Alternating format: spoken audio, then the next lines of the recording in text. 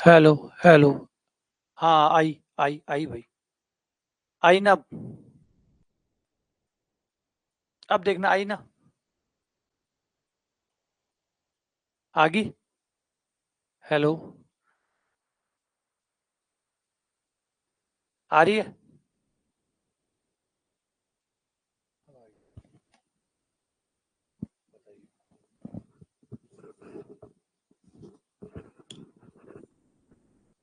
यार ये समझ पा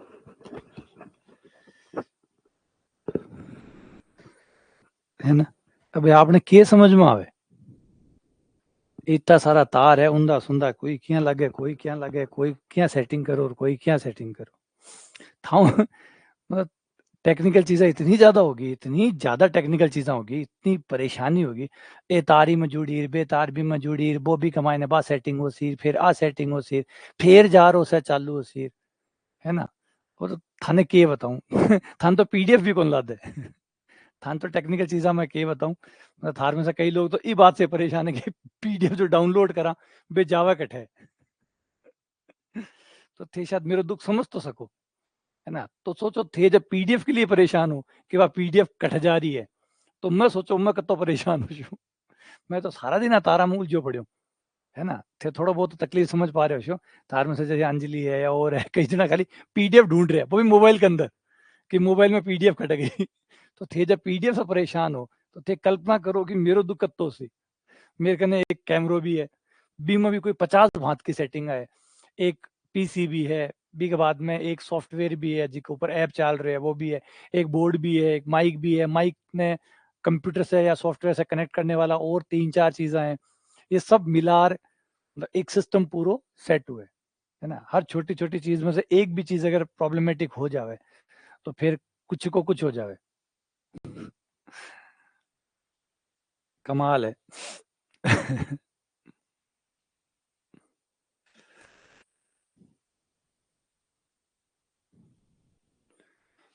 आ जाओ। हाँ, वही तो बता रहा हूँ इतनी सारी चीज़ें हैं। और फिर सबकी अपनी-अपनी सेटिंग है। सबके अपने-अपने वायर है, सबके अपनी-अपनी कोई की टीआरएस वायर है, कोई का टीआरआरएस वाइप है, कोई का ईवीएस करके वाइर है, किसी का ब्लू कलर का वायर है, किसी का डेटा केबल है, किसी का कुछ है। फिर इन सबको सेट करो, इन सबको एक जगह लेके आओ। इनमें से कोई भी चीज़ अगर गलत सिलेक्शन हो गया या गलत सेट हो गई, तो फिर कुछ का कुछ हो जाता है। कभी आवाज़ नहीं आती, कभी वीडियो नहीं आता, कभी वीडियो आता है तो ब्लर आ रहा है, वीडियो साफ नहीं आ रहा कोई। मतलब कुल मिलाकर ये है कि चाल रहे ना जब तक ठीक है। और आपना अगर ये खराब हो गया तो आपनो मामलो बिगड़ जाए। फिर ये होवे कि आपने कन क्यों कौन बच्चा बंद करे पाछा चालू कर लो बस। इसके अलावा ज़्यादा कुछ को नहीं। तार खोल लो, पाछा बे भट्ठा का भट्ठी लगा दो। कहते 19-20 लगा दिया तो और रामायण हो जाएगी। बी तार ने भट्ठे खोल दे भट्ठी पाछो लगा दो। बस वही आपने कने रामबाण है। वो कर जावे तो ठीक है, नहीं तो फिर हाँ, बहुत आगे बढ़ गई है। बहुत, बहुत ज़्यादा आगे बढ़ गई है। अब तो ये तो और भी है, अब तो क्लाउडिंग चलती है। अब पता नहीं इस टेक्नोलॉजी के साथ ये कई बार पिछड़ापन सा महसूस होता है। ये मैं जबकि ऐसा नहीं है कि मैं टेक्नोलॉजी के साथ नहीं जुड़ा क्योंकि इंजीनियर हूँ तो टेक्नोलॉजी मुझे इतना वो बुरा परेशान नहीं करती। लेकिन इतनी ज़्यादा हो गई है, एक्चुअल में इतनी ज़्यादा हो गई है कि शायद एज़ ए इंजीनियर मैं अगर देखता हूँ तो मुझे लगता है मैं बहुत पिछड़ गया हूँ उस मामले में। जबकि ये चीज़ें मेरे कभी लगभग अगर आप देखो कि मैंने इंजीनियरिंग की हुई है, तो इन चीज़ों के साथ मैं रहा हूँ, सॉफ्टवेयर है, ये हो रहा है, ये आते हैं मुझे। लेकिन फिर भी ऐसा पिछड़ापन महसूस हो रहा है इन चीज़ों को देख के अभी के टाइम में, कि कितना समय आगे चला गया, कितना आगे चला गया है। मतलब बच्चे को मैं अगर PS5 भी PS4 या PS5 अगर लगा के देता हूँ, तो वो भी इतना कॉम्प्लिकेटेड है कि मतलब उसको कैसे उसमें गेम डाउनलोड किए जाते हैं, कैसे उसमें गेम खेले जाते हैं। गेम खेलने के लिए भी आपको बहुत टेक्निकली साउंड होना पड़ता है। मतलब आप एक एंड्रॉइड में गेम खेलते हैं, एक अगर आप प्ले स्टेशन पे गेम खेलते हैं, तो वो गेम खेलने के लिए भी आपको बहुत अच्छा टेक्निकली साउंड होना पड़ता है क्योंकि गेम के लेवल भी ऐसे आ गए हैं। गेम के लेवल भी ऐसे आ गए हैं। तो ये सोच के बात है कि गेम भी जब इस लेवल के हो रहे हैं, जिसमें इतना टेक्निकल बैकग्राउंड चाहिए, तो फिर और चीज़ों के साथ देखिए क्या हालत होगी। अब क्लाउड कंप्यूटिंग आती है जिसमें आप हर डेटा को क्लाउड पे सेट करते हैं। क्लाउड पे सेट करने का फ़ायदा ये होता है कि आप अपने कंप्यूटर को, अपने मोबाइल को, अपने लैपटॉप को सबको एक बना लेते हैं। मतलब वो 5 चीज़ें नहीं रहती, वो एक चीज़ रहती है। जो कंप्यूटर में है वो आपके मोबाइल में भी है, जो आपके मोबाइल में है वो आपके लैपटॉप में भी है। इसे क्लाउड कंप्यूटिंग कहते हैं। अब क्लाउड कंप्यूटिंग अभी मैं 5-7 दिन पहले सेट कर रहा था सब पे, इतना वो भी इतना कॉम्प्लिकेटेड पार्ट है, मतलब। और जबकि अच्छा वो चीजें जरूरी है, अगर आज आप नहीं अपनाएंगे तो कल 1 या 2 साल बाद आप अपने आप को बहुत पिछड़ा हुआ महसूस करेंगे। जैसे आदमी, आज कोई आदमी यूपीआई यूज नहीं करता है, मत करो, मत करो, आने वाले 1-2 साल बाद में उसको अपना पिछड़ापन महसूस होगा कि वो कितना पिछड़ गया है। कोई टाइम में एटीएम था, जिसको एटीएम यूज नहीं कराना आता, करना तो पड़ रहा है, मजबूर होकर भी करना पड़ रहा है। अब वो घूम रहा है कि एटीएम यूज कैसे करते हैं, एटीएम निकलवाते कैसे हैं, खाते के साथ एटीएम जुड़ता कैसे है, परेशान हो रहा नहीं हो रहा। सीख लिया होता तो कम परेशान होता। तो वही है, टेक्नोलॉजी से आप बच नहीं सकते। अगर आप ये सोचे कि भाई मैं टेक्नोलॉजी के साथ नहीं चलूंगा, तो दुनिया चलने नहीं देगी, क्योंकि दुनिया पूरी टेक्नोलॉजी के साथ सेट हुई हुई है। तो इतना एडवांसमेंट पिछले 3 सालों में देखने को मिला है कि क्या कहना और क्या बताएं इसके बारे में, है ना। तो बड़ी मुश्किल चीज है। और अब ये सोचूं आप जैसे युवाओं के लिए तो कितना मुश्किल होता होगा, क्योंकि अभी आप लोग तो सिर्फ पढ़ाई कर रहे हैं। हाँ, तो बहुत बुरा हाल है। अभी तो थान तो खाली अत्तो बेर है कि वो मोबाइल में वो चार्जर लागे, है ना। थान तो खाली अत्तो ही पत्तो है, समझ रहे हो। थारी तो मतलब थे तो अंदाजा लगा के देखो, थान तो सिर्फ एक चार्जर को पत्तो है कि एक मोबाइल हुआ है भी मायने एक सी टाइप की चार्जर लागे, है ना। अत्ता में थारा काम चल रहा है अभी। लेकिन इससे ज्यादा बढ़ चुके हैं, इससे ज्यादा प्रकार का वायर आने लग गया, इससे ज्यादा प्रकार का ऑप्टिकल फाइबर का वायर भी आवे है, लैन केबल भी आवा है, लैन में भी कई केबल आवा है, लैन 2, लैन 3, लैन 6, ये भी आवे है। भी के बाद में कैमरा ने कनेक्ट करने के लिए भी एक अलग वायर आवे, ब्लू कलर की वायर आवे, जिसमें बहुत सारा तार हुए। तो इस तरीके से अपन के नाम दिवे तो भगवान जाने। तो भाई ढेर सारी भी चीजें हैं जो वहां से कनेक्ट हुए। एक आप राउटर भी अगर घर लिया वहां, तो आप राउटर ने सेट कौन कर सका इंटरनेट के सके, तार पड़ी है इंटरनेट के सके राउटर सेट करना, वही समझ में कौन नहीं आ रही हो। क्योंकि बी कमाए भी आईपी एड्रेस, टीसीपी, आईपी, ढेर सारा चीजें आवे, जो टेक्निकली नॉलेज होने के बाद ही बात चीजें ना कोई कर सके। लोग कर रहे, लोग कर रहे, लोग यूज भी कर रहे। अभी ये सब चीजें तो चलो मान लो ना सीखा, अब एआई आ रहे, एआई तो चल रहे, एआई यूज कर लो। वही अपन को नहीं, आप बस खाली बैठे बे बात लिख देवा जो गूगल में लिखता, बे आप एआई में लिख देवा, तो वो गूगल और जिसे आंसर अपन एआई में दे देवे, तो अपन एआई भी यूज करने को नहीं आवे, जो कि वो तो फ्यूचर है। तो कितना मतलब ये जो है ना, कितना पिछड़ापन आपको दिख रहा होगा, वो सोचो। और अगर हम 2 साल और लेट हो गए तो ये 2 साल और आगे बढ़ जाएगा। अगर आज हमने ये ठीक नहीं किया तो 2 साल बाद तो ये और आगे बढ़ जाएगा। ये हालत है। नहीं होना चाहिए, बच्चे टेक्निकल हो रहे हैं तो अच्छा कर रहे हैं। टेक्नोलॉजी के साथ जुड़ जाएंगे तो ज़्यादा ठीक रहेगा, जितना इससे दूरी बनाएंगे उतना ज़्यादा परेशान होंगे।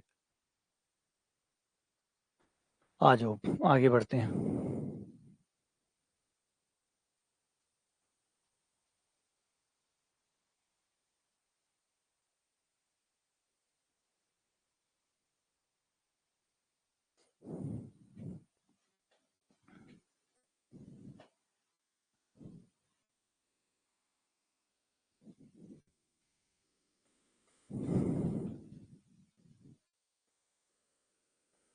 एफ जेड बराबर जेड ई की power Z minus sine Z plus one का अवकलन क्या होगा। तो अवकलन बिल्कुल वैसे ही, कॉम्प्लेक्स नंबरों का अवकलन भी वैसे ही काम करता है जैसे कि आपका एक नॉर्मल अवकलन रियल नंबर वाला काम करता है। जैसे एक्स के साथ करते हो वैसे ही आपको जेड के साथ करना होता है। वही जोड़ का नियम होता है, वही गुणा का नियम होता है, मोटा मोटी वो सब कुछ सेम होता है। बस जो अंतर होता है वो थोड़ा सा पथ पे निर्भरता वाला जो है ना, वो एक अंतर बना रहता है।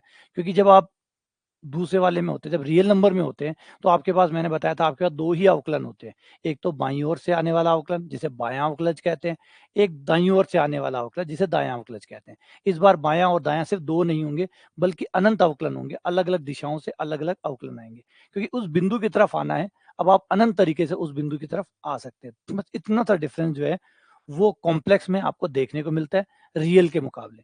रियल में आपके पास बिंदु की तरफ आने का सिर्फ एक ही जरिया था, लाइन, बस ये लाइन। और इस लाइन में भी आप दो साइड से आ सकते हैं, लेफ्ट साइड से और राइट साइड से, जिसे हम कहते थे बायां अवकलज या दायां अवकलज, बायां और दायां अवकलज। लेकिन कॉम्प्लेक्स में जब आप आते हैं तो आप लाइन पे नहीं होते बल्कि समतल पे होते हैं, और समतल पे होने की वजह से आपका बिंदु पे आने के तरीके अनंत होते हैं। आप अनंत तरीके से बिंदु की तरफ आ सकते हैं।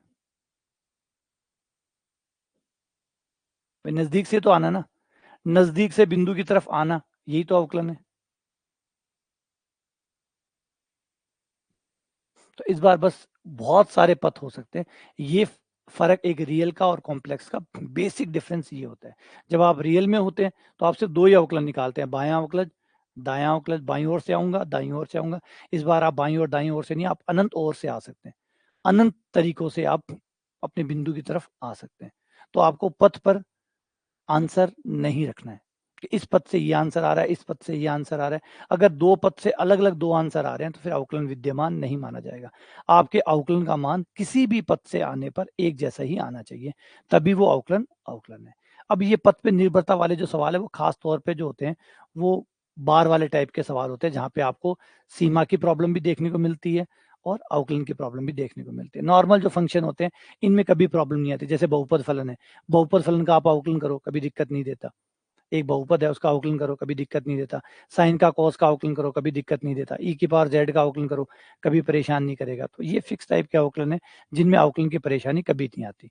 तो वो एक बेसिक तरीके से जैसे आप अवकलन करते हैं वैसे करना है। जैसे इसको देखो, अब यहाँ पे आपको अवकलन करना है तो नॉर्मल जैसे हम रियल नंबरों में करते थे वैसे ही अवकलन हो जाएगा। एफ डैश जेड, जो गुणा में है उन पे गुणा का नियम लग जाएगा, ये गुणा में इन पे गुणा का नियम लग जाएगा। जेड बाहर, ई की पावर जेड का ई की पावर जेड, ई की पावर जेड को छोड़ दिया, जेड का एक कर लिया, ये गुणा का नियम लग गया।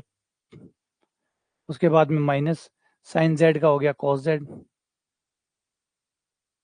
और एक का हो गया जीरो।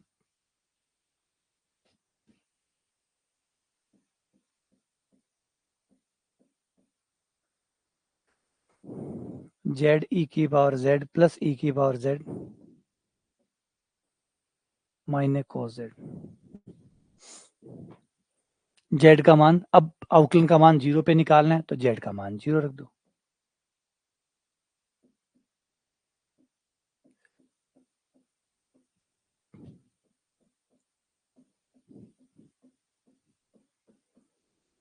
कॉस जीरो का मान एक, एक में से एक गया जीरो, आंसर जीरो। तो ये बिल्कुल वैसे ही है जैसे आप नॉर्मल अवकलन करते हैं। एक डिफरेंस जो देखने को मिलता है वो है जो मैंने बताया पथ पे निर्भरता। जो पथ पे निर्भरता वाला है वो सवाल परेशान करते हैं, ये परेशान नहीं करते। वो पथ वाले आएंगे जिनके भी आगे बात करेंगे कहाँ पथ में दिक्कत आती है, कौन सा आता है। और खासकर वो बार वाले ही होते हैं जिनमें ये परेशानी देखने को मिलती है, बाकियों में नहीं होती। आगे बढ़ते हैं। जैसे अब इस क्वेश्चन को देखो, ये अच्छा क्वेश्चन है कि एफ जेड जो है, जेड बराबर जेड जीरो पे अवकलनीय है, फलन का अवकलन जेड जीरो पे विद्यमान है। तो निम्न में से कौन है जो अवकलन के बराबर नहीं है? इनमें से कौन है जो अवकलन के बराबर नहीं है? एक, दो, तीन, चार, कौन सा है जो अवकलन के बराबर नहीं है?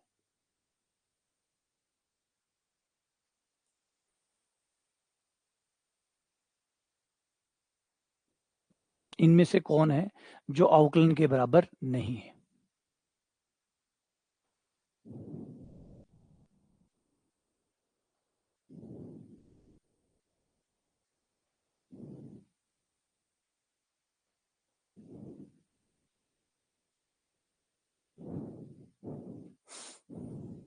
ट्राई करके देखो।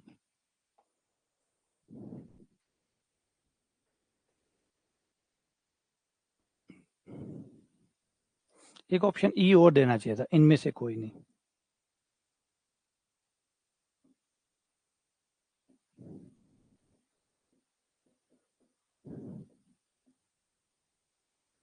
और ठीक हो जाता, इनमें से कोई नहीं।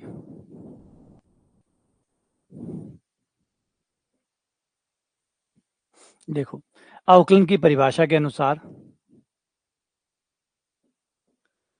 किसी बिंदु जेड जीरो पे अवकलन का फॉर्मूला होता है delta Z tends to zero, F Z zero plus delta Z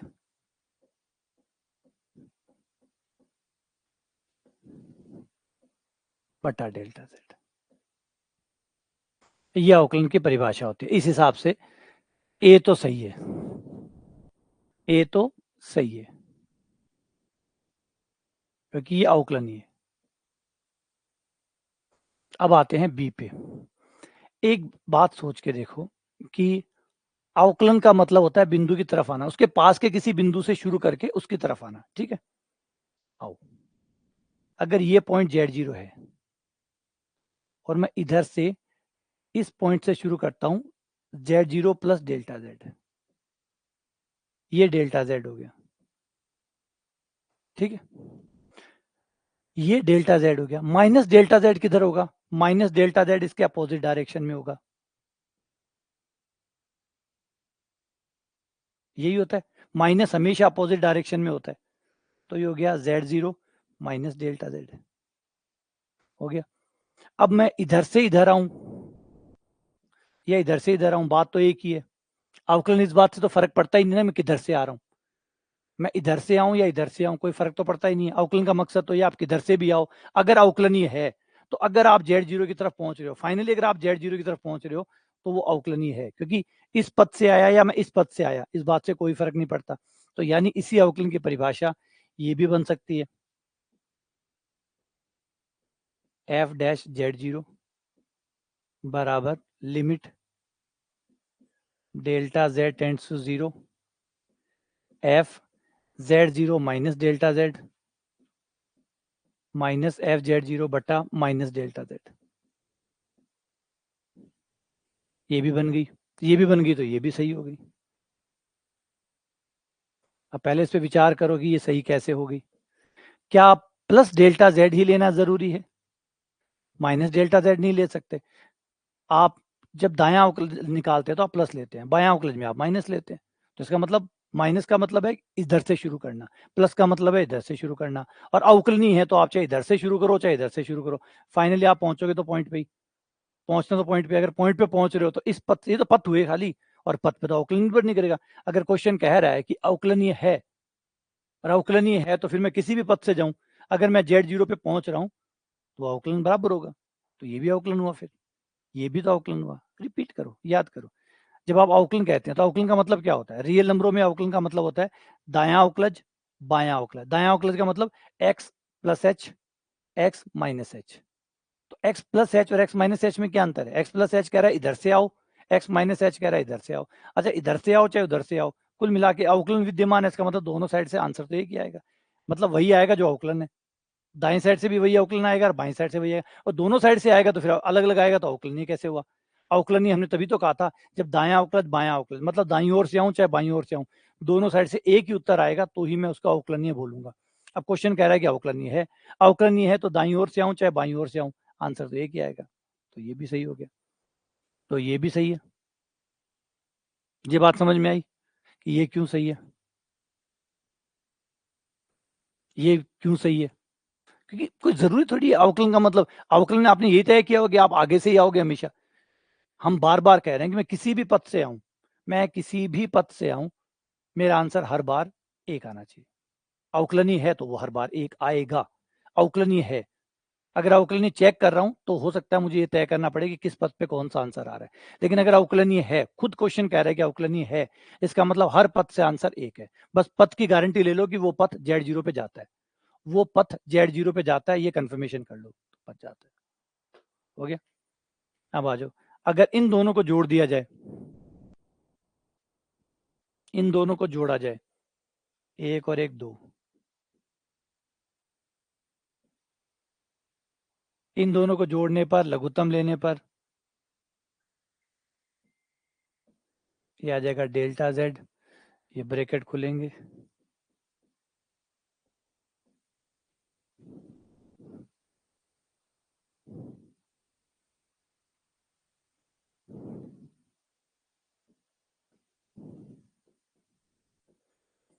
ये हो गया। दो को यहाँ बट्टे में ले जाओ तो आपका ये वाला आंसर भी आ गया। ये भी सही है, बी और सी दोनों भी सही है, बिल्कुल सही है, ये भी सही है, तो ये सारे ही सही है। इसका मतलब ऑप्शन ई जो एक्स्ट्रा बनाया वही सही है कि इनमें से कोई नहीं, ये सब सत्य है, ये सब सत्य। इस सवाल पे विचार करो, पहले इस सवाल पे विचार करो, इस सवाल पे विचार करो कि आप Z0 की तरफ जा रहे हैं, बात इस बात से कोई फर्क नहीं पड़ता कि हमने हमेशा पहले तय किया है कि मैं Z0 के किधर से शुरू करूं, उससे कोई फर्क नहीं पड़ता। फाइनली अगर मैं Z0 पे जा रहा हूं या नहीं जा रहा हूं, अगर मैं Z0 पे जा रहा हूं तो मैं फिर बाईं ओर से स्टार्ट करूं चाहे दाईं ओर से स्टार्ट करूं, इस बात से कोई फर्क नहीं पड़ना चाहिए, इधर से स्टार्ट करूं या उधर से स्टार्ट करूं। तो ये जो प्लस डेल्टा जेड है और ये जो माइनस डेल्टा जेड है, ये क्या दर्शाता है? प्लस डेल्टा जेड दर्शाता है कि डेल्टा जेड की कोई डायरेक्शन तो होगी उस डायरेक्शन में आगे की तरफ, और माइनस डेल्टा जेड उस डायरेक्शन में पीछे की तरफ। इस बात को समझो। देखो, जब आप कोई भी समिश्र संख्या बोलते हो, कोई भी, डेल्टा जेड भी तो एक समिश्र संख्या है ना, डेल्टा जेड भी तो एक समिश्र संख्या है। जब भी आप कोई समिश्र संख्या बोलते हो, जब भी आप कोई समिश्र संख्या बोलते हो, तो समिश्र संख्याओं की एक खास बात होती है कि इनकी एक दिशा होती है, होती है, पक्की बात है, होना ही है, इनकी एक दिशा होगी, मतलब इनका एक पूर्णांक होगा, और इनका एक परिमाण होगा, मतलब इनकी एक लंबाई होगी।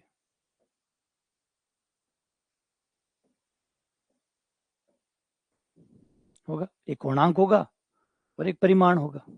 जब भी आप किसी नंबर के अंदर, कोई कॉम्प्लेक्स नंबर के अंदर डेल्टा जेड को जोड़ोगे, ये रहा आपका जेड नोट, इसमें आपने डेल्टा जेड जोड़ा, तो जैसे आप डेल्टा जेड जोड़ोगे तो डेल्टा जेड की जो भी डायरेक्शन है वो उस डायरेक्शन में उतनी मात्रा को जोड़ देगा। मान लो इसका परिमाण 2 है और इसकी दिशा 30 डिग्री है, तो इस बिंदु में 30 डिग्री की डायरेक्शन में वो उतना जोड़ देगा। तो ये आपका आ गया, और ये आपका बन गया Z0 प्लस डेल्टा जेड, ये बन गया। अब डेल्टा जेड इधर है, तो माइनस डेल्टा जेड किधर होगा? माइनस किधर होता है? माइनस ऑब्वियसली बात है अपोजिट डायरेक्शन में होता है,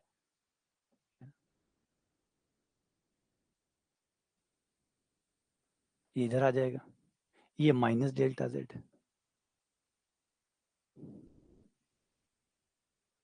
लेकिन अगर मैं delta Z tends to zero करूंगा, अगर मैं डेल्टा जेड को टेंड्स टू जीरो करूंगा, तो चाहे मैं घटाऊं चाहे मैं जोड़ूं, फाइनली मैं पहुंचूंगा तो यही। अगर मैं delta Z tends to zero करूं तो मैं यहीं पहुंचूंगा। अब यहाँ पे अगर आपको एक लग रहा हो कि बायां और दायां, बिल्कुल बायां और दायां है, लेकिन हमेशा माइनस प्लस के विपरीत दिशा में होता है। अगर आप इसे प्लस मान रहे हैं, गौर करना, अगर आप इसे प्लस मान रहे हैं तो आपका माइनस ये हो गया, लेकिन घूम जाते हैं, ये प्लस है तो ये माइनस है। लेकिन रियल लाइन पे क्या होता है? रियल लाइन पे आपकी एक ही लाइन होती है।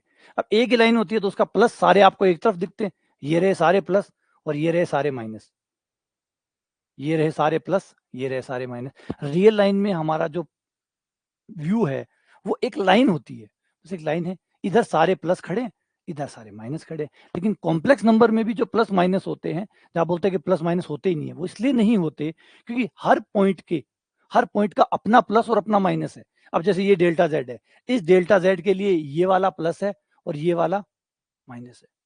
अगर डेल्टा जेड दूसरा होता, मतलब डेल्टा जेड इस डायरेक्शन में होता, तो अब ये इसके लिए ये प्लस होता,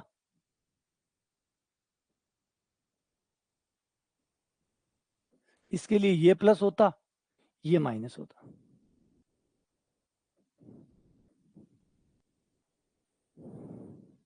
है ना? चलो ऐसे समझो, अगर +3 न्यूटन का बल इधर लग रहा है तो -3 किधर लगेगा? -3 किधर लगेगा? अगर +3 का बल इधर लग रहा है तो -3 का किस तरफ लगेगा? तो जवाब है इस तरफ। सही है, चेंज करते हैं। अगर माइनस का प्लस का 5 इधर लग रहा है तो माइनस का 5 किधर लगेगा? अब आप कहोगे इधर, तो माइनस तो इधर था ना। बोला उसका माइनस इधर था, इसका माइनस इधर होगा। पहले आपको प्लस बताना पड़ता है, प्लस के विपरीत माइनस होता है। तो पहले आप डेल्टा जेड तय करेंगे, डेल्टा जेड इधर है तो माइनस डेल्टा जेड उसके अपोजिट डायरेक्शन में होगा। क्लियर हो ये बात? समझ में आए? तो यहाँ पे क्या होता है, जब आप कॉम्प्लेक्स नंबरों में होते हैं तो आपका हर नंबर पहले आपको सेट करना पड़ता है कि ये प्लस इधर है तो इसका माइनस इधर होगा। ठीक है, समझ में आई ये बात थोड़ी बहुत, है ना? आ जाओ। तो ये हमारा बहुत ही बढ़िया सवाल था, शानदार वाला, ये दुर्लभ वाला सवाल था। ठीक है, हो गया, आगे बढ़ते हैं, आगे चलते हैं। अवकलन, अगर कोई फलन विश्लेषिक है मतलब उसका अवकलन विद्यमान है, उसके बिंदु पर और उसके आसपास के बिंदुओं पे अवकलन विद्यमान है, तो अवकलन का मान कितना होगा? देखिए, अवकलन का मान आप 3 तरीके से निकाल सकते हैं। अगर कोई फलन विश्लेषिक है, अगर f(z) विश्लेषिक है,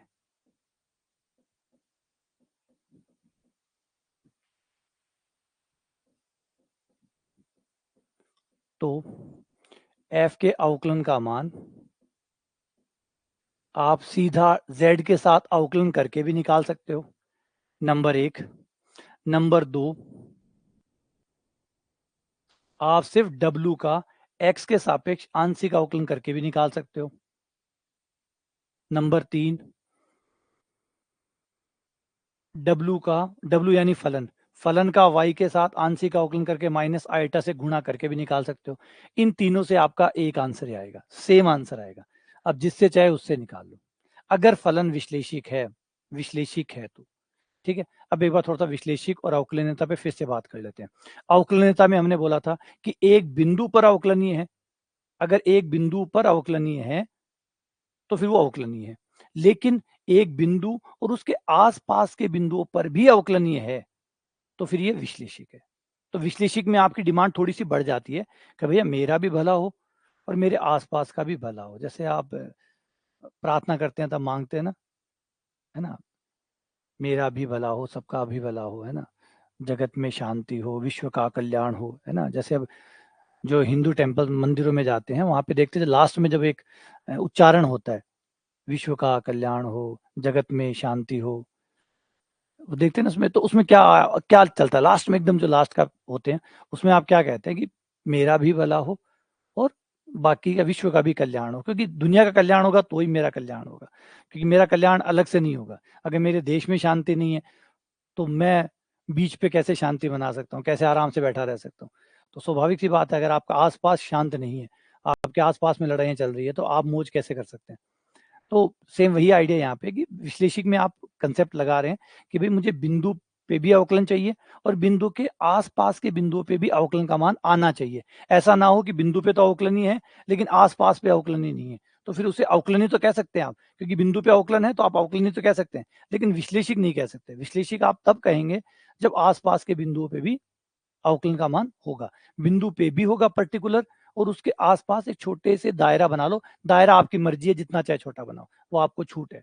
बस आपको तो एक दायरा बना के दिखाना है कि ये रहा दायरा और इस दायरे में बिंदु पे भी अवकलन है और बिंदु के पास वाले बिंदुओं पे भी अवकलन विद्यमान है, मतलब विश्लेषिक है, उस बिंदु पे फलन विश्लेषिक है।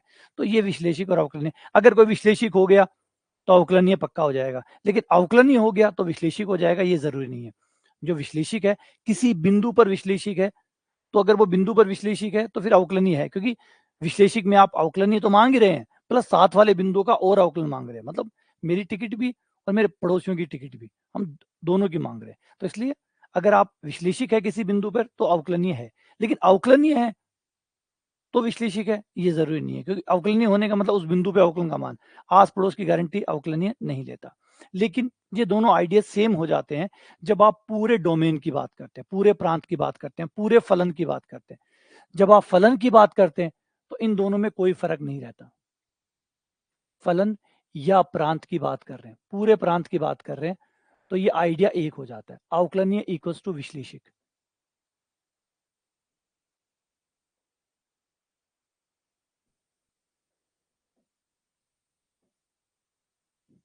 इसे समझो यूं, अगर आप कहते हो, अगर पूरे डोमेन की बात कर रहे हो, पूरे प्रांत की बात कर रहे हो, पूरे फलन की बात कर रहे हो, फलन के सारे बिंदुओं की बात कर रहे हो, अगर सारे बिंदुओं पे अवकलनीय है तो फिर विश्लेषिक में क्या बचा? विश्लेषिक में क्या बचा भाई?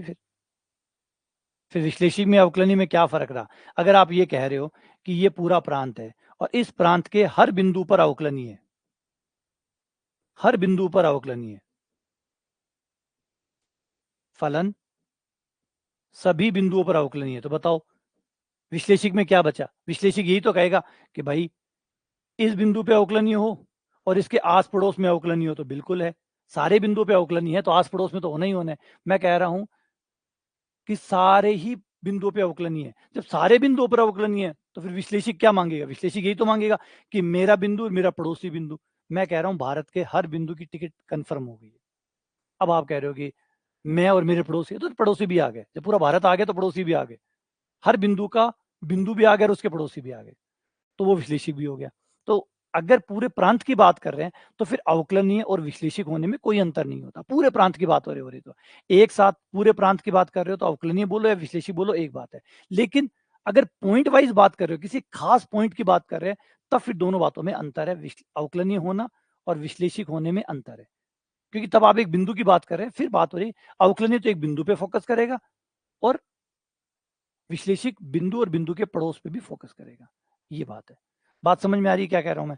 अगर आप पूरे प्रांत की बात कर रहे हैं, एज ए पूरे प्रांत की, आप किसी एक पर्टिकुलर बिंदु की बात नहीं कर रहे, पूरे प्रांत की बात कर रहे हैं, तो पूरे प्रांत पे अवकलनीय मतलब हर बिंदु पे अवकलनीय। तो हर बिंदु पे अवकलनीय है तो फिर विश्लेषक के लिए बचा क्या? विश्लेषक के लिए बचा क्या? तो विश्लेषक में भी वही बात बोली जाएगी, बिंदु और बिंदु के पड़ोस में। तो हर बिंदु पे अवकलनीय है, तो अब क्या बोले? जब बोल दिया कि हर बिंदु पे अवकलनीय है तो विश्लेषक कवर हुआ नहीं हुआ? हो गया ना? तो इसलिए अवकलनीय होना विश्लेषक होना बराबर हो जाता है अगर आप पूरे प्रांत की बात करते हैं, पूरे फलन की बात करते हैं। पूरे फलन या पूरे प्रांत की बात कर रहे हैं तो अवकलनीय होना और विश्लेषक होना एक ही अर्थ रखता है। लेकिन बिंदु विशेष में इन दोनों में अंतर है। अगर आप बिंदु विशेष पे बात कर रहे हैं, एक बिंदु पे बात कर रहे हैं, तो फिर थोड़ा सा डिफरेंस है। ये बात समझ में आई?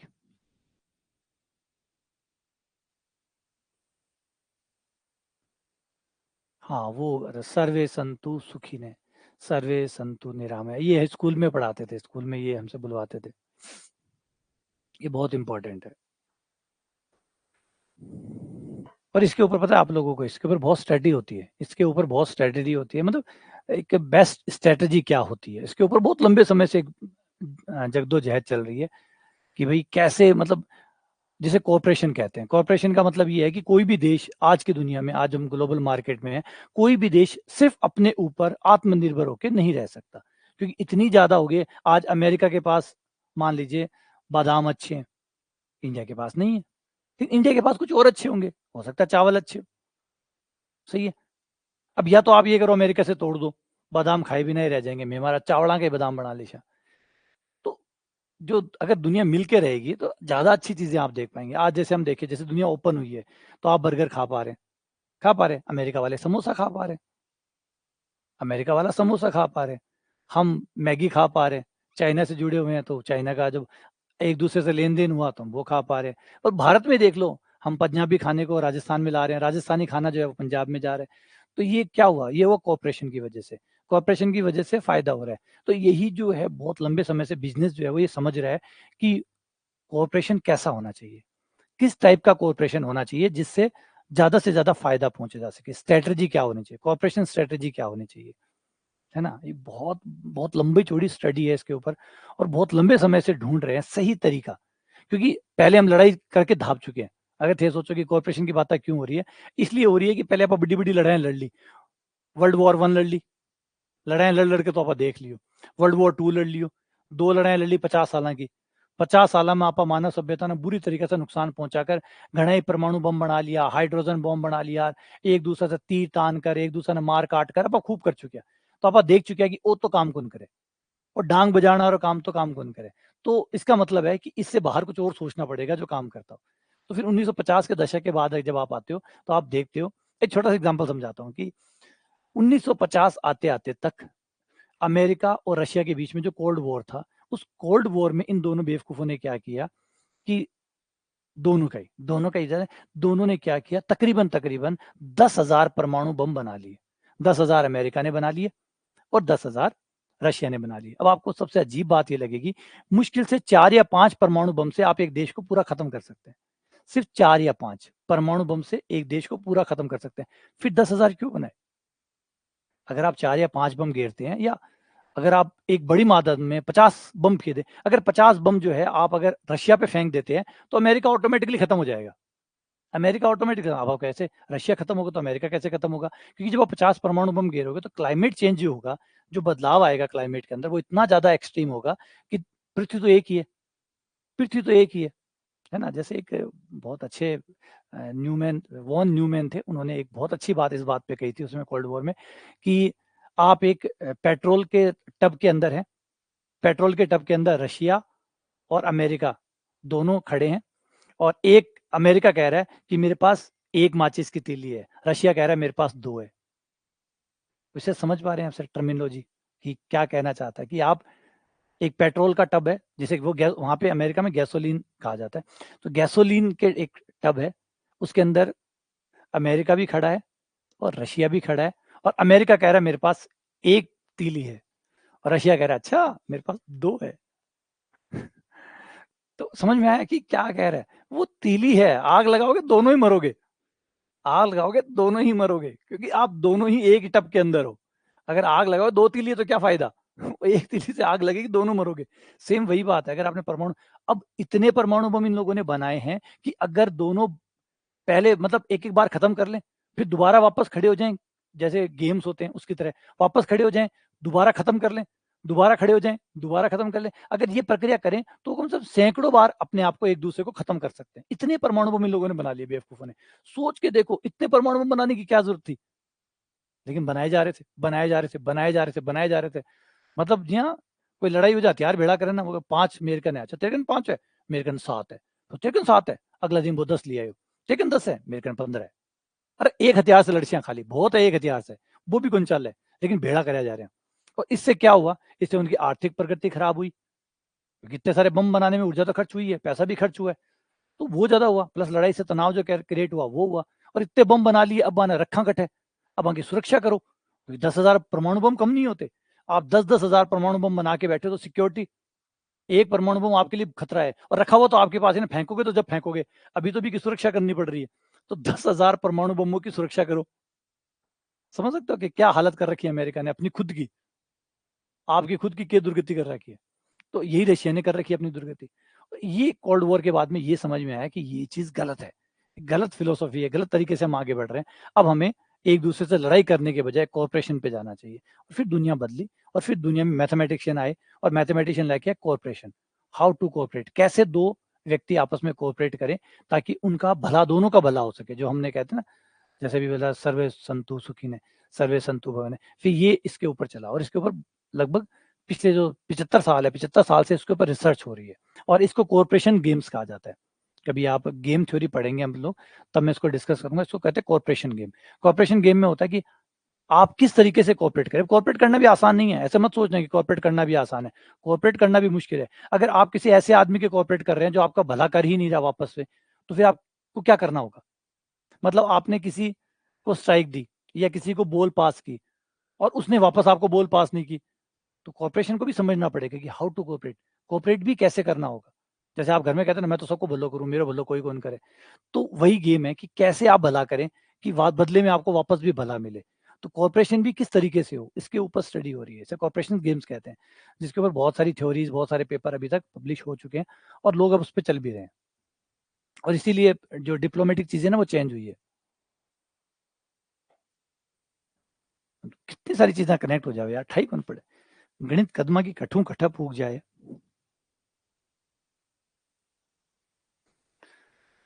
हाँ, फलन या प्रांत, समझे, कॉर्पोरेशन भी समझिए बात है कि घर में लड़ाई की बात की है, घर में यह है कि लोग बढ़िया स्ट्रेटेजिस्ट को नहीं, घर में देखो है ना, सास बहू लड़ रही है, और जिठानी ननंद लड़ रही है, या जिठानी और देवरानी लड़ रही है, ये जो लड़ रही है एक्चुअली गणित कौन पढ़ेगी?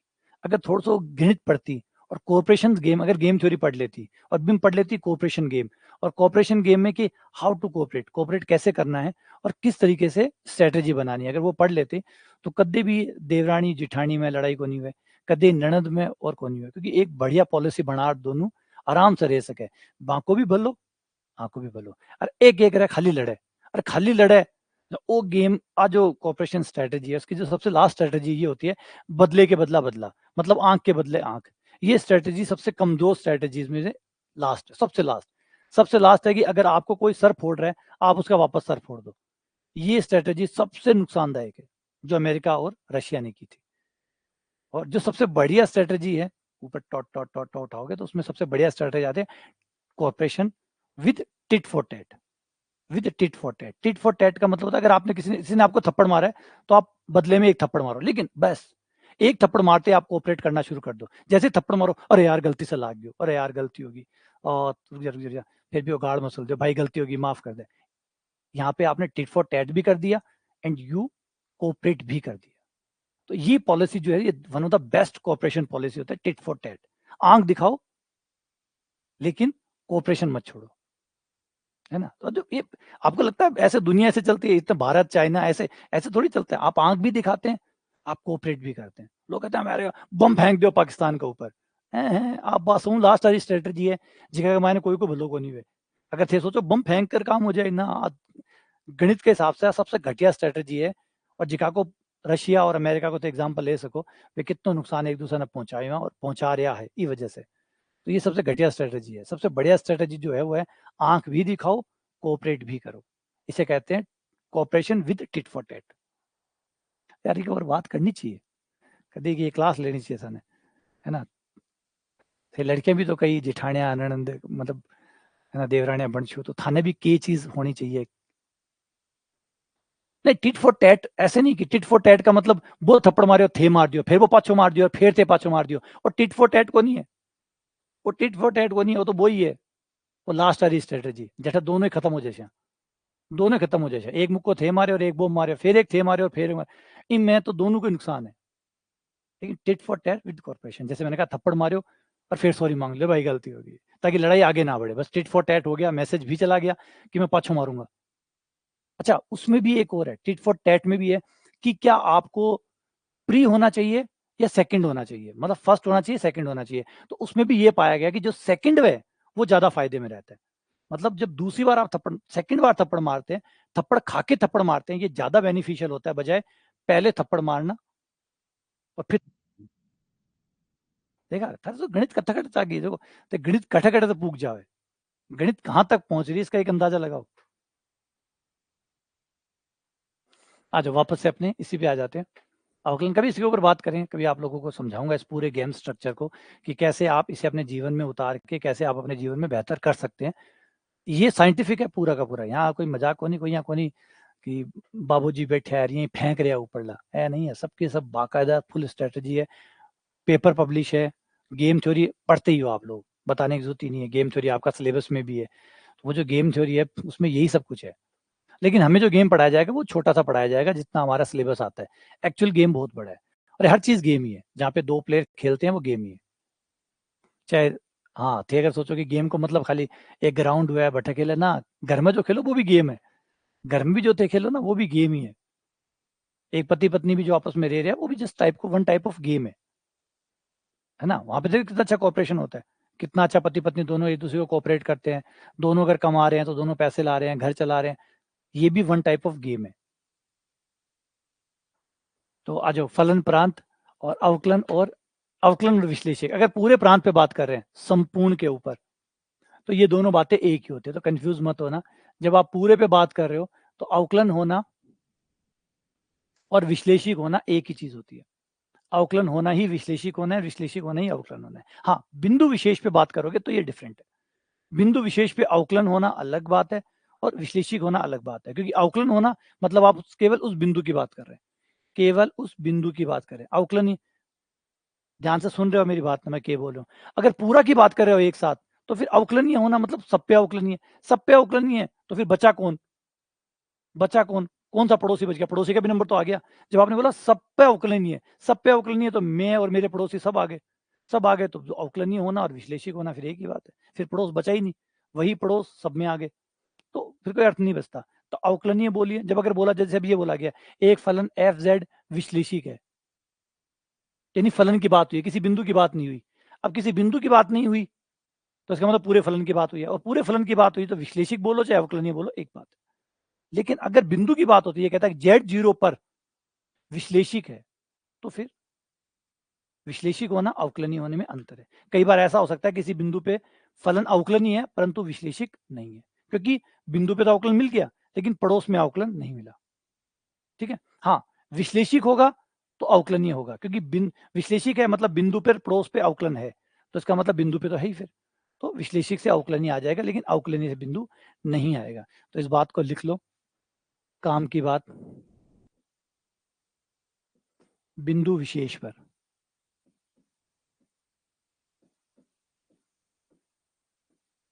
जब आप एक खास बिंदु की बात कर रहे हो तो फिर विश्लेषिक और अवकलनीय में अंतर है।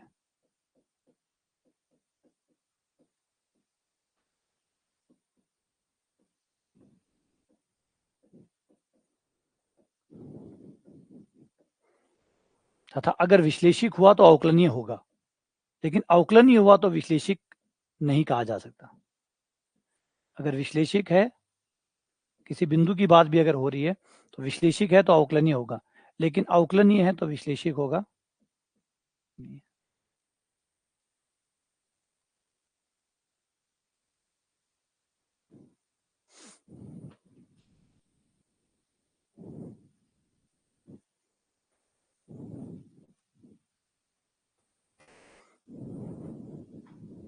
है ना, अभी ये स्ट्रेटजी देख लियो, अभी मोदी जी ने क्या किया, मोदी जी ने यही तो किया। मोदी जी अभी कहीं प्रॉब्लम में नहीं आते, आराम से अच्छी सरकार चलती और चलती। उन्होंने जो यूज किया, जिस तरीके से वहाँ पे विपक्ष को कांग्रेस हटाओ नारा लगाया, कुछ ऐसा लगाया, उससे क्या हुआ, उससे दुनिया लोगों में मैसेज गया टिट फॉर टैट टाइप का, कि भाई मैं इसके, है ना। एक देखो, अगर आप उसको पूरी पॉलिटिकल एनालिसिस आप करते हो और करते हो तो देखो क्या हुआ है। ये जो 40-50 सीटें जो कम आई है बीजेपी की, क्यों आई है, किस वजह से आई है, तो आपको ये पता लगेगा कि यही वो कारण है। आप कोऑपरेट नहीं किए तो सामने वालों ने भी आपको कोऑपरेट नहीं किया, उससे वो सीटें टूट गई। तो ये एक बहुत अच्छा साइन है, इसे अपने जीवन में उतारो। गणित को मैंने पहले ही कहता हूँ, गणित आपको बहुत लॉजिकल बनाती है, और इसमें कोई एक सबसे बड़ी बात है, इसके गलत होने की संभावना नहीं है। ये गलत नहीं होगी, ये गलत नहीं होगी, ये खुले बातें नहीं है, ये कोई खुली बातें नहीं है कि ऐसे हवाओं में फेंकी हुई बातें हैं कि यूं ही फेंक दिया, लाग जी तो लाग जी ने कौन लागे। गणित एकदम ठीक लागी, अगर गणित ने सही यूज करना आ गयो तो एकदम सही लागी, और गणित यूज नहीं करनी आई तो दिक्कत अलग है। अगर गणित यूज करनी आ रही है तो गणित सिर्फ सेकंड ग्रेड ही कौन करा हुआ है, गणित पूरा जीवन बना हुआ है। हर जगह जासी, हर जगह थाने बेहतर बनासी, बेहतर इंसान बनासी, है ना, क्योंकि जो चीजें कर रहे हो वो बहुत रैशनल है, बहुत ज्यादा लॉजिकल चीजें हैं जो थे कर पा रहे हो। अच्छा, इस पे आ जाओ। ये हो गया अवकलन, विश्लेषिक है तो ये इसके बराबर।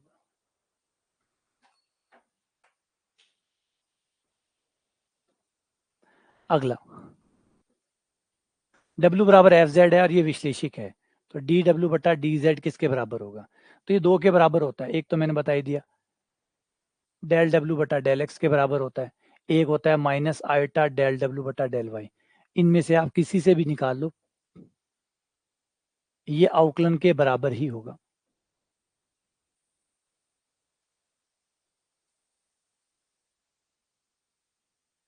ये अवकलन के बराबर ही होगा,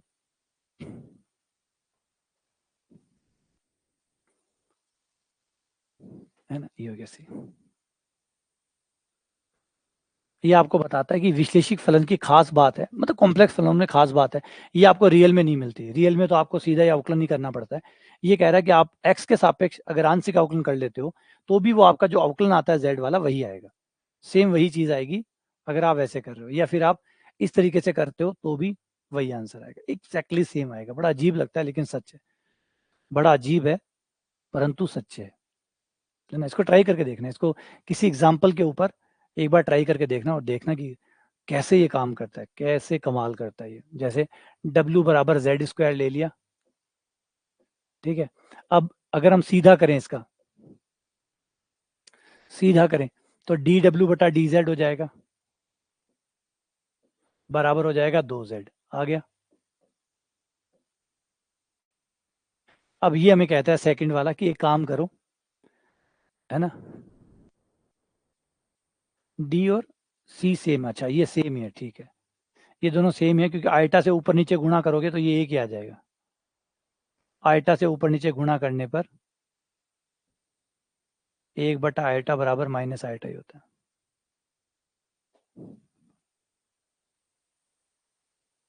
बिल्कुल ठीक है, आ जाओ देखते हैं। देखो ये आ गया सीधा अवकलन।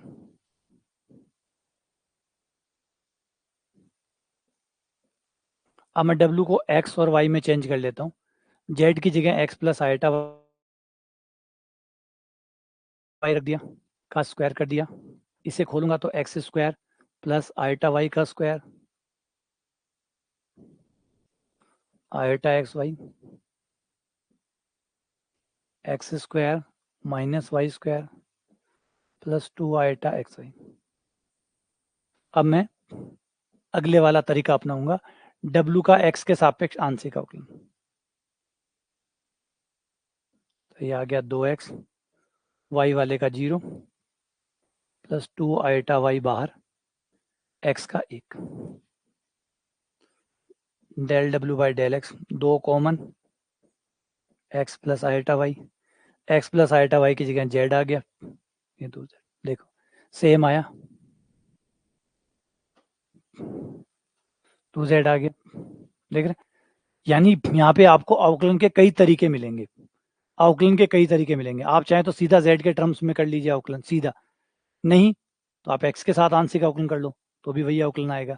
अच्छा, दूसरा y के साथ भी कर सकते हो, y के साथ आंशिक अवकलन करके माइनस आयटा से गुणा करना होगा, तो माइनस के साथ आंशिक अवकलन करके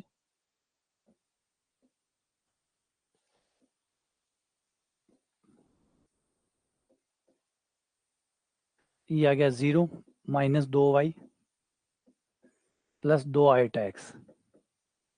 अब इसे माइनस आयटा से गुणा कर दो, माइनस आयटा से गुणा करने पर ये आ गया 2 iota Y, iota square minus minus minus plus 2x, 2 common, x plus iota Y बराबर 2z। अभी मुझे बहुत अजीब लगा था, मुझे लगा यार ये कैसे हो सकता है, ये कैसे हो सकता है कि आप W का Z के साथ अवकलन करो, ये वही आएगा जो W का X के साथ करने आंशिक अवकलन करने पे आएगा, और यही W का Y के साथ, जबकि प्रूफ है इसका, बाकायदा प्रूफ है, थ्योरम है, ये प्रूफ है, लेकिन वही है ना, प्रूफ में सब है, लेकिन ये लगा अजीब, ये कैसे हो सकता है। फिर आप किसी भी एक एग्जाम्पल पे आप ट्राई करके देखो, आपको पता लगेगा बिल्कुल सही है, कुछ भी गड़बड़ नहीं है इसके अंदर, लेकिन देखने का तरीका अलग है, देखने का तरीका अलग है। एक ये सिंपल है, ऑब्वियसली बात है सिंपल है, लेकिन बात यहाँ सिंपल की नहीं हो रही है, बात यहाँ हो रही है कि कितनी विविधता है इसके अंदर, कि आप ऐसे भी करोगे तो भी वही आना है, और ऐसे करोगे तो भी वही आना है। यानी आपका अवकलन जो है, किसी भी एफ जेड का अवकलन आप 3 तरीके से कर सकते हैं, जेड के टर्म्स में, है ना, डायरेक्टली जेड के साथ कर दो, अगर वो जेड के रूप में लिखा हुआ है तो डायरेक्टली जेड के साथ कर दो, नहीं तो आप उसका एक्स के सापेक्ष कर सकते हैं आंशिक अवकलन, वो भी आ जाएगा, तो भी वही आएगा। वाई के सापेक्ष आंशिक अवकलन करके माइनस आयटा से गुणा करना होगा, तब भी आ जाएगा। यानी आप अवकलन, किसी फंक्शन का अवकलन 3 तरीके से निकाल सकते हो, अगर अवकलनीय है तो, अवकलनीय है तो। हाँ, हो सकता है डी और सी। हाँ, तो इसमें ये भी हो गया था ना, ये भी सही था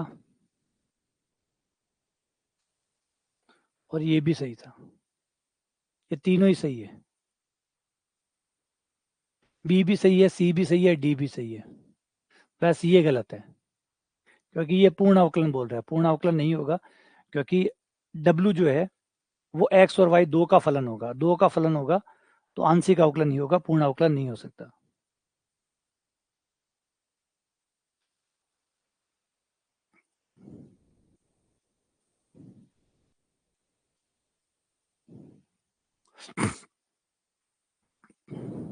अगला क्वेश्चन, किसी फलन के लिए अवकलन के लिए आवश्यक एवं पर्याप्त शर्त क्या है? आवश्यक एवं पर्याप्त शर्त, खाली आवश्यक शर्त पूछो यार।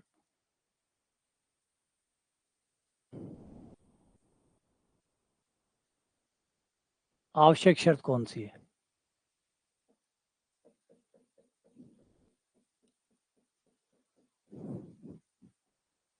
और ये जब मैंने अवकलन पढ़ाया था उसमें एक बात बताई थी कि अवकलन के लिए आवश्यक शर्त है सातत्य, क्योंकि सातत्य पहले इस बात की गारंटी देगा कि जब आप z को z0 की तरफ ले जाएंगे तो आपका एफ जेड भी एफ जेड जीरो की तरफ जाएगा, क्योंकि अगर वो उस तरफ जा ही नहीं रहा तो फिर रफ्तार क्या नापोगे, रफ्तार क्या नापोगे?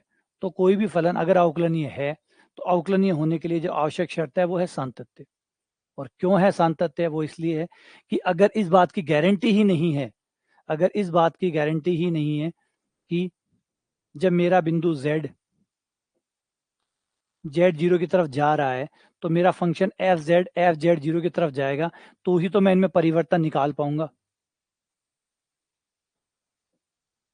तभी तो परिवर्तन निकाल पाऊंगा। इसका इसके सापेक्ष परिवर्तन ये तभी तो निकलेगा जब ये गारंटी होगी कि एफ जेड जीरो की तरफ जाएगा। अब मैं इन दोनों के बीच का परिवर्तन निकाल रहा हूँ, एफ जेड जीरो की तरफ जा ही नहीं रहा तो काय का परिवर्तन, किस बात का परिवर्तन? तो पहले कंफर्म हो कि ये इस तरफ जाएगा, और इस बात का कंफर्मेशन कौन करता है? वो है सांतत्य।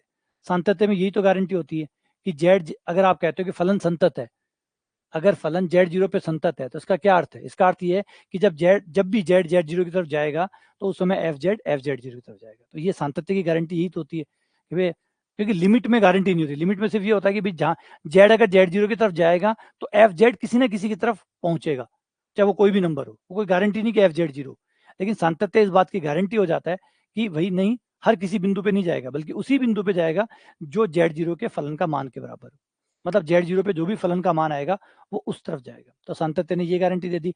फिर अब ये कंफर्म हो गया कि जेड जेड जीरो की तरफ जा रहा है, एफ जेड जीरो की तरफ। हाँ, अब देखते हैं दोनों के बीच का जो रफ्तार है वो क्या है, मतलब कितने समय में कितनी दूरी तय करेगा, जिसे हम वेग कहते हैं। तो परिवर्तन तभी तो निकलता है, एक चीज में परिवर्तन करने पर दूसरी चीज में होने वाला परिवर्तन, फिर वो अवकलन बन जाता है। अब अवकलन आएगा नहीं आएगा फिर वो आगे डिपेंड करता है, लेकिन आवश्यक शर्त तो होगी ना, पहले ये तो कंफर्म हो कि एफ जेड जीरो की तरफ जा रहा है, तो ये कंफर्मेशन होना जरूरी है। ये पर्याप्त नहीं है, अपने आप में पर्याप्त नहीं है, बस गारंटी होगी भाई आप अब आगे बढ़ सकते हो, अब आप दोनों में परिवर्तन निकाल सकते हो। लेकिन परिवर्तन आएगा या नहीं आएगा ये आगे पे डिपेंड करेगा। ये रहा आपका फलन के मान में परिवर्तन बटा बिंदुओं में परिवर्तन, और बिंदु जा रहा है जेड, जा रहा है जेड जीरो की तरफ। अब हो सकता है कि इसका एक मान आए, हो सकता है इसके अनंत मान आए, अलग अलग पथ पर अलग अलग आंसर आए। अभी डिपेंड करता है आगे क्या होगा, आगे होगा या नहीं होगा, अभी और शर्तों की जरूरत पड़ेगी। लेकिन आवश्यक शर्त तो है ना कि इस तरफ जाए, इस तरफ जाना आवश्यक है, इतना तो कंफर्म है। भाई बाइक में पेट्रोल भरा है ये आवश्यक है, फिर चाहे आगे की बातें बाद में देखेंगे, पहले पेट्रोल का होना तो जरूरी है। अगर पेट्रोल नहीं है और बाकी चीजें देखते रहो चाहे, गाड़ी तो नहीं चलेगी। तो सेम वही बात है, इसका होना आवश्यक है, पर्याप्त नहीं है। अभी पेट्रोल डला हुआ है तो ये पर्याप्त नहीं है, अभी और देखना पड़ेगा, इंजन चल रहा है नहीं चल रहा है, इंजन काम कर रहा है नहीं कर रहा, बाकी और चीजें भी चेक करनी है, लेकिन पेट्रोल आवश्यक है। सेम वैसे ही ये आवश्यक है। तो सांतत्य जो है वो इसके लिए आवश्यक शर्त है।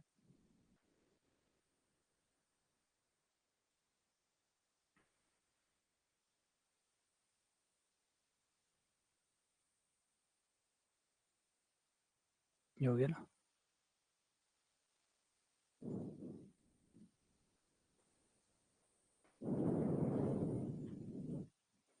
क्वेश्चन नंबर 14, असांतत्य के बिंदु कौन से? असांतत्य के बिंदु कौन से इस फंक्शन के लिए? असांतत्य के बिंदु कौन से? असांतत्य के बिंदु जहां पे फलन का मान नहीं आता हो, क्योंकि अगर एफ जेड जीरो ही नहीं आएगा तो फिर हमारा एफ जेड जाएगा किस तरफ, है ना? तो असांतत्य के बिंदु वे बिंदु होते हैं जहां पे फलन का मान आ ही नहीं रहा। जब फलन का मान आ ही नहीं रहा तो एफ जेड जाएगा किस तरफ, एफ जेड जाएगा किस तरफ? तो वो बिंदु निकाल लो जहां पे फलन का मान नहीं आता। और फलन का मान कहाँ नहीं आएगा? जब जब नीचे जीरो आएगा तो ये अपरिभाषित हो जाएगा, जब जब नीचे जीरो आएगा ये अपरिभाषित हो जाएगा, मतलब फलन का मान आएगा ही नहीं। तो ये पॉइंट निकाल लेते हैं कि भाई ये जहां जीरो आएगा,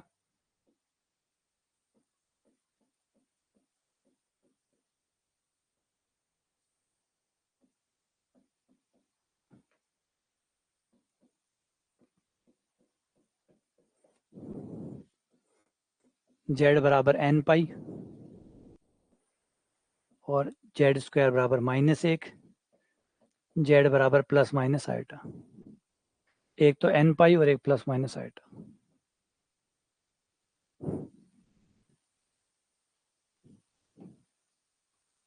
तो ये हो गया असांतत्य के बिंदु। असांतत्य के बिंदु वह बिंदु जहां फलन का मान, अब फलन का मान ही नहीं आ रहा। आपके सांतत्य में आपने कहा कि जेड जेड जीरो की तरफ जाए, एफ जेड जीरो की तरफ जाए, एफ जेड जीरो हो ही ना तो किस तरफ जाएगा? तो सांतत्य बनेगा ही नहीं। तो उसी को कहते हैं असांतत्य के बिंदु, मतलब इन बिंदुओं पे संतत हो ही नहीं सकता, क्योंकि बिंदु ही नहीं है, फलन का मान ही नहीं है, तो फिर संतत कैसे होगा?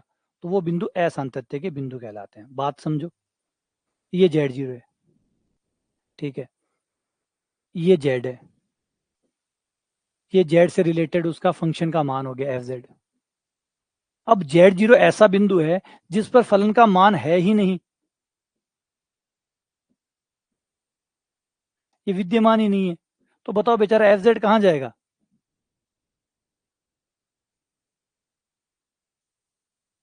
तो फिर एफ जेड कहां जाएगा? विद्यमान होगा तो जाएगा, विद्यमान ही नहीं है, कहां जाएगा बेचारा? तो वही है कि जिन बिंदुओं पे फलन का मान ही नहीं होता वहां पे संतत हो ही नहीं सकता। संतत होने के लिए आप क्या बोलते हैं, धीरे से समझो इस बात को। संतत होने के लिए आप क्या बोलते हैं? आप ये बोलते हैं कि जेड जब जेड जीरो की तरफ जाए तो एफ जेड जीरो की तरफ जाए, ठीक है, यही तो है, यही तो सातत्य है। तो इसको सातत्य कहते हैं। एफ जेड जीरो की तरफ जाए, अगर एफ जेड जीरो हो ही ना तो कहां जाएगा? बोले फिर तो कहीं नहीं जाएगा, तो संतत हो ही नहीं सकता। तो बस वही है सातत्य। ऐसे बिंदु जिनके लिए Z zero F Z zero है ही नहीं, जिनके लिए फलन का मान है ही नहीं, तो फलन जा ही नहीं सकता उनकी तरफ, तो वो असंतत हो गया। ठीक है, और ऐसे कौन से होते हैं? ऐसे कौन से होते हैं जिनमें बट्टे में जीरो आ गया? अब बट्टे में जीरो आ गया तो वो 1/0 या 2/0 या 5/0 बन गया, तो वो अपरिभाषित हो गया, वो कहीं विद्यमान नहीं होता।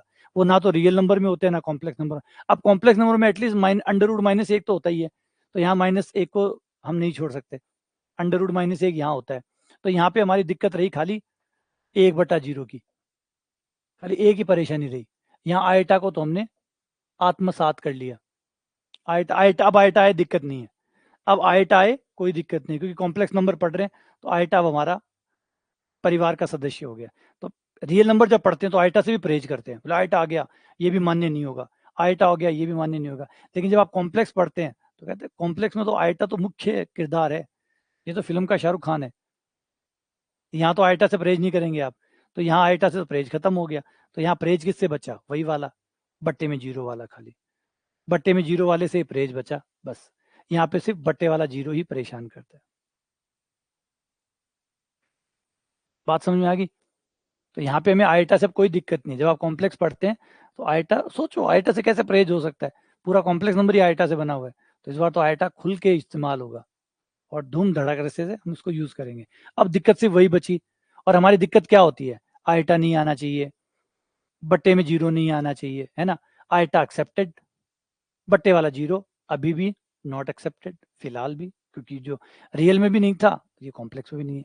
तो रियल और कॉम्प्लेक्स एटलीस्ट एक चीज पे तो एग्री है कि जीरो का भाग ना तो रियल में मान्य होता है और ना ही कॉम्प्लेक्स में मान्य होता है ना? अगर जीरो का भाग लगा तो फिर उसे हम मान के तौर पे एक्सेप्ट नहीं करेंगे, हम यही कहेंगे कि विद्यमान नहीं है।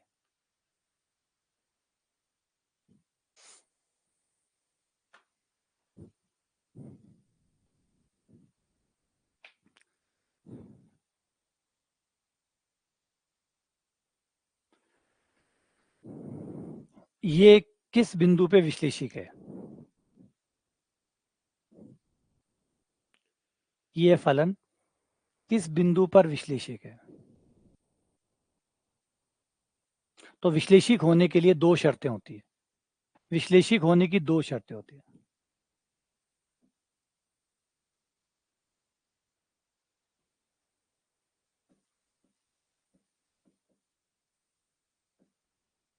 नंबर एक,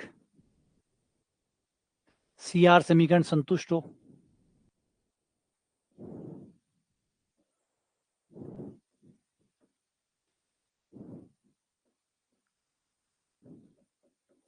नंबर एक, सी आर समीकरण संतुष्ट हो। नंबर दो, सारे आंशिक अवकलन संतत हो।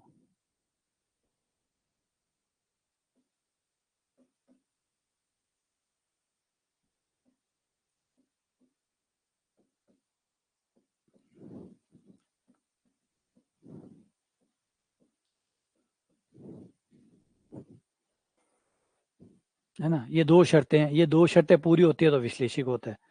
तो यू और वी पता कर लो इसका कितना है। ये हो गया यू, ये हो गया वी। यू का एक्स के साथ आंशिक अवकलन, यू का एक्स के साथ आंशिक अवकलन आ गया 2xy। यू का वाई के साथ आंशिक अवकलन आ गया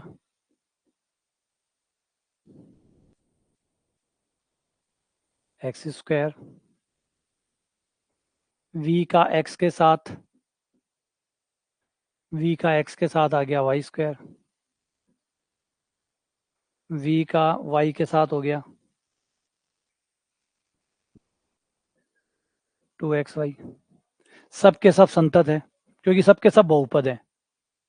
सातत्य की कोई प्रॉब्लम नहीं है, सबके सब संतत है क्योंकि सबके सब बहुपद है। बहुपद हमेशा संतत होते हैं, बहुपद सदैव संतत होते हैं, तो ये सब संतत है। अब सी आर समीकरण पे आ जाओ। Del you over del x बराबर होना चाहिए del you over del Y के। Del you over del x बराबर होना चाहिए del we over del Y के, जो कि दिख रहा है कि साफ बराबर है। Del you over del X del we over del Y के बराबर होना चाहिए, है। डन। अगला,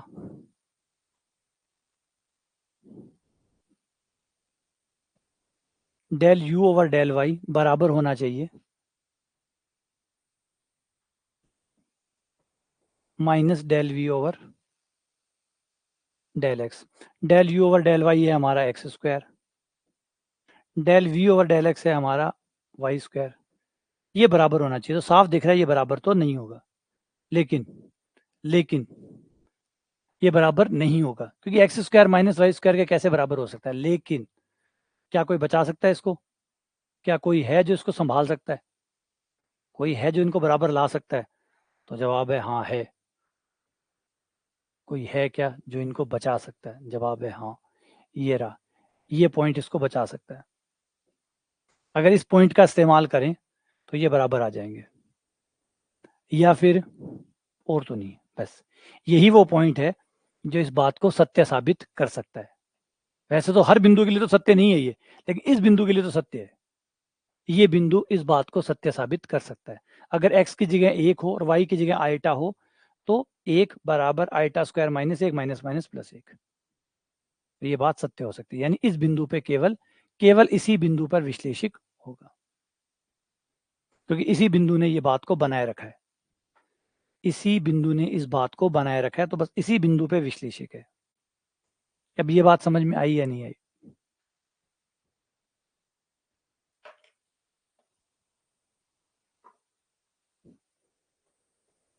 यह बात समझ में आई या को नहीं आई?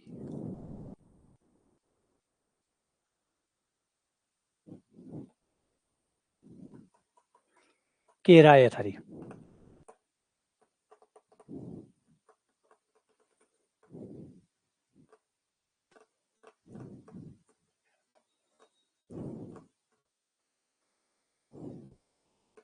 ठीक, आगे तो बढ़िया। आ जाओ, एक और ट्राई कर लें।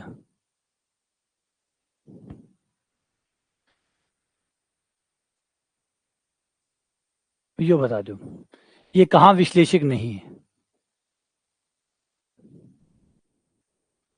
एफ जेड बराबर जेड का संयुग्मी कहाँ विश्लेषिक नहीं है?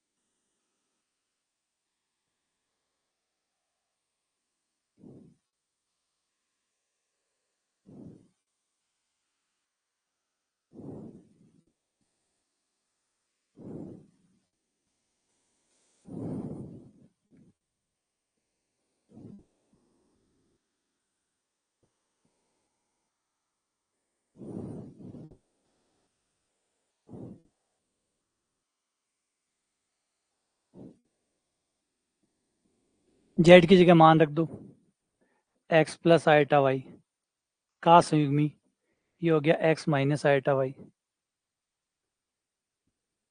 ये हो गया X minus iota Y. U हो गया आपका एक्स, यू हो गया एक्स, वी हो गया वाई, v हो गया -y। इनके अवकलन करें तो del u over del x हो जाएगा हमारा 1, del u over del y हो जाएगा हमारा 0, डेल u हमारा del v over del x हो जाएगा 0, del v over del y हो जाएगा -1। सब की सब अचर संख्याएं हैं, यानी अचर फलन है, और अचर फलन सदैव संतत होते हैं, तो सातत्य वाली शर्त तो पूरी है, सातत्य वाली शर्त तो पूरी है। अब जो चेक करनी है उस पर आ जाओ, सी आर समीकरण पे। सी आर समीकरण कहते हैं कि del you over del x बराबर होना चाहिए del you over del Y के, del you over del x बराबर होना चाहिए del we over del Y के। डेल यू डेल एक आया और ये -1 आया, इन्हें तो कोई बराबर नहीं कर सकता, है ना। पिछली बार तो एक बिंदु ने बचा लिया था, इस बार कौन बचाएगा? कौन है जो 1 और -1 को बराबर कर सकता है? जवाब है कोई नहीं। कोई भी ऐसा नहीं है जो 1 और -1 को बराबर कर, कैसे बराबर कर सकता है यार 1 और -1? अगर x बराबर y होता तो आप कहते 0 0 रख के बराबर कर लो, 1 1 रख के बराबर कर लो, लेकिन क्या इसे कोई बराबर कर सकता है 1 और -1 को? ये तो x पे y पे डिपेंड ही नहीं करता, तो कुछ भी रख के देख लो, ये कभी बराबर नहीं आएंगे, और कभी बराबर नहीं आएंगे यानी सी आर समीकरण काम नहीं करेगी, और सी आर समीकरण काम नहीं करती है मतलब विश्लेषिक नहीं है, और किसी भी बिंदु पे विश्लेषिक नहीं है। कोई भी बिंदु है क्या जो 1 और -1 को बराबर ला सके, है ना? क्योंकि एक्स वाई पे डिपेंड ही नहीं कर रहा ना, एक्स वाई पे डिपेंड ही नहीं कर रहा। आप एक्स वाई की जगह तो रखोगे, कुछ भी रखोगे, एक्स और वाई की जगह तो रखोगे, यहाँ एक्स वाई है ही नहीं। पिछली बार तो एक्स वाई था, इस वजह से वो हो गया, इस बार तो कोई एक्स वाई है ही नहीं जो इनको बचा सके।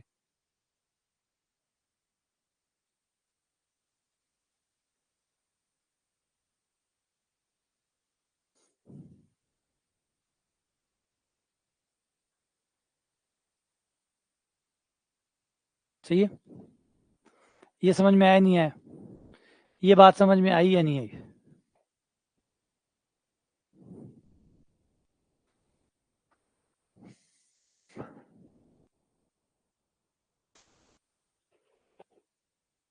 आज बैठ कर मैं एक छोटा छोटा सवाल बना शू 20 30, छोटा छोटा एकदम बारीक बारीक बारीक बारीक बारीक बारीक सा।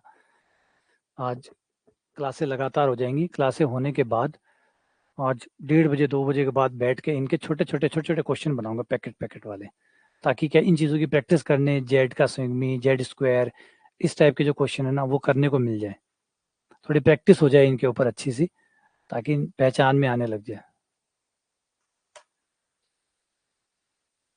ठीक है, चलो बस आज यहीं तक करते हैं, बाकी अगली क्लास में मिलते हैं आप लोगों से। ठीक है, चलो मिलते हैं आप लोगों से।